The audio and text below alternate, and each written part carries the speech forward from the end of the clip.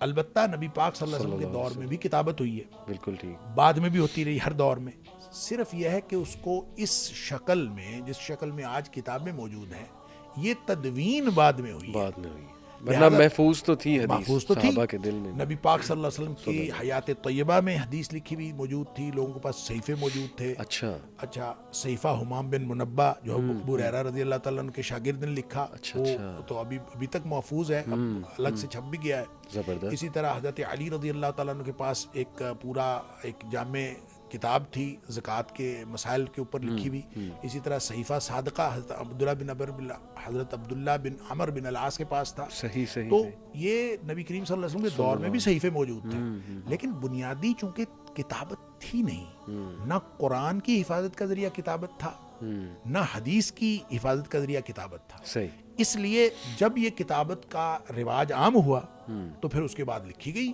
اب دیکھیں آپ، قرآن بھی تو نبی کریم صلی اللہ علیہ وسلم کے دور میں نہیں لکھا گیا، وہ بھی تو حضرت ابوبکر صدیق رضی اللہ عنہ کے دور میں لکھا گیا۔ تو آپ کہہ دیں کہ نبی پاک صلی اللہ علیہ وسلم کے دور میں نہیں لکھا گیا لہٰذا اس کو نہیں مانتے، اس لیے یہ تو بڑی عجیب سی بات ہے۔ دوسری ایک آدھ بات میں ویسے ہی تھوڑا آن اے لائٹر موڈ، لیکن اس کے اندر بھی بڑی وزڈم ہے کہ قرآن نے کہا کہ حرمت علیکم المیتۃ والدم، تمہارے لیے یعنی بہت ساری مثالیں ہیں، لیکن میں یہ مثال خاص طور پہ اس لیے دینا چاہتا ہوں کہ عام طور پہ لوگوں کی سمجھ میں نہیں بات آتی۔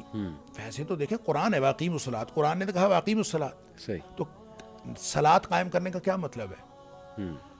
اگر صلاۃ کے آج اگر لغت کی مدد سے آپ قرآن کو سمجھنے کی کوشش کریں تو صلاۃ کے 22 معنی ہیں لغت کے اندر، صحیح، اور یہ جو ہم باربیکیو بناتے ہیں یہ بھی صلاۃ کے معنوں میں ہے۔ اچھا، بانس کو سیدھا کرنے کے لیے جو آگ پہ تپایا جاتا ہے وہ بھی صلاۃ کے معنوں میں ہے۔ صحیح، حتیٰ کہ انسان جو اگر کولے مٹکا کے اور کندھے اچکا کے خاص قسم کی جو چال چلتا ہے اس کو بھی صلاۃ کہا جاتا ہے۔ اور اس طرح سے اچھا کوئی آدمی کہے اقیم الصلاۃ کا معنی ڈانس کرنا ہے، نعوذ باللہ من ذالک، کوئی کہے اقیم الصلاۃ کا معنی باربیکیو کھانا ہے، کوئی کہے جناب کہ بانس سیدھے کرنا ہے، سننا جو ہے وہ اس کا میل کچیل نکالنا ہے، لیے نہیں کہا سکتا۔ کیوں؟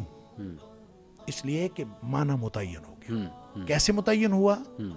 صلو کما رأیتمونی اصلی، اس طرح سے نماز پڑھو جیسے مجھے نماز پڑھتا دیکھتے ہو نبی پاک صلی اللہ علیہ وسلم۔ بالکل ٹھیک۔ اب وہ مفہوم متعین ہو گیا، اب قیامت تک کے لیے کوئی شخص کہے اقیم الصلاۃ کا یہ معنی ہو سکتا ہے، یہ معنی ہو سکتا ہے، کرتا رہے، وہ تو متعین ہو گیا۔ اب اس کے بعد وہ لغت کی مدد سے اس کو چینج نہیں کر سکتا، لہٰذا نبی کریم صلی اللہ علیہ وسلم جو بتا دی۔ اچھا قرآن نے کہا کہ مردار اور خون حرام ہے، سورہ مائدہ کی آیت نمبر 3، سورہ بقرہ کی آیت نمبر 173، سورہ نحل کی آیت نمبر 115، خون اور مردار حرام، خون اور مردار حرام۔ ٹھیک، اب ظاہر المیتہ اور الدم کا معنی ہے ہر قسم کا خون اور ہر قسم کا مردار۔ صحیح ہوگی۔ اب نبی اکرم صلی اللہ علیہ وسلم فرماتے ہیں احلت لکم میتتان ودمان، دو قسم کے مردار اور دو قسم کے جو خون ہے وہ تمہارے لیے حلال ہے۔ صحیح۔ اب وہ جو دو مردار آپ نے حلال فرمائے، الحوت والجراد، مکڑی اور مکھی، مکڑی اور مچھلی، اور اس میں فرمایا کہ والکبد والطحال، وہ جو ہیں خون، وہ الکبد والطحال، وہ جگر اور تلی کہہ لیں یا کلیجی کہہ لیں، وہ جمے ہوئے خون ہوتے ہیں۔ اب گویا وہ جو مردار ہے نا مچھلی کا، یہ نبی کریم صلی اللہ علیہ وسلم کی حدیث سے جائز ہوا ہے۔ بالکل ٹھیک۔ میں یہ کہا کرتا ہوں کہ جو لوگ حجیت حدیث کو نہیں مانتے کم از کم مچھلی کھانا تو چھوڑے یا اس کو ذبح کر کے کھایا کریں۔ تو جب وہ مچھلی کا مردار کھا لیتے ہیں تو پھر حدیث کی حجیت کے تو وہ قائل ہیں۔ صحیح بات ہے۔ جو آدمی مچھلی کھاتا ہے اور اس کو اسی طرح پکڑ کے کھاتا ہے بغیر ذبح کیے، تو اس کا مطلب ہے نبی کریم صلی اللہ علیہ وسلم کی حجیت کی حدیث کا قائل، لہٰذا اس کو یہ بالکل ایک مغالطہ ہے نبی کریم اچھا۔ اور پھر جو آدمی حدیث کے بارے میں مشکوک ہے نا، علی بھائی حدیث کے بارے میں سوال وہ کرے جو پہلے حدیث کو پڑھے۔ صحیح۔ آپ نے فزکس پڑھی ہے تو فزکس کے بارے میں وہ سوال کریں جو پہلے فزکس پڑھے۔ ہاں جی۔ کیمسٹری کے بارے میں وہ سوال کریں جو پہلے کیمسٹری پڑھے۔ بالکل ٹھیک۔ جس نے کیمسٹری پڑھی نہیں ہے وہ یہ سوال کر دے کہ H2O کیوں ہے، ٹھیک، مطلب HO2 کیوں نہیں۔ صحیح۔ مطلب میں کہہ دیتا ہوں آج کہ آپ H2O نہ کہیں، آپ HO2 کہیں، صحیح، تو آپ ظاہر ہے مجھے کہیں گے کہ پاگل آدمی ہے، کیوں؟ مجھے کیمسٹری کا نہیں پتا، مجھے نہیں پتا کہ H2 کیوں ہے اور O سادہ سنگل کیوں ہے، مجھے نہیں پتا. میں پہلے ثابت کروں، میں پہلے فارمولا جانوں کس وجہ سے یہ ہوا، پھر پڑھنے کے بعد پھر میں اس کی بات کروں. تو سیم کیس ہے. حدیث کی جو سائنس ہے وہ کیمسٹری اور فزکس کی سائنس سے زیادہ پریسائزڈ ہے. زبردست زبردست. لیکن آپ پہلے پڑھیں تو صحیح اس کو.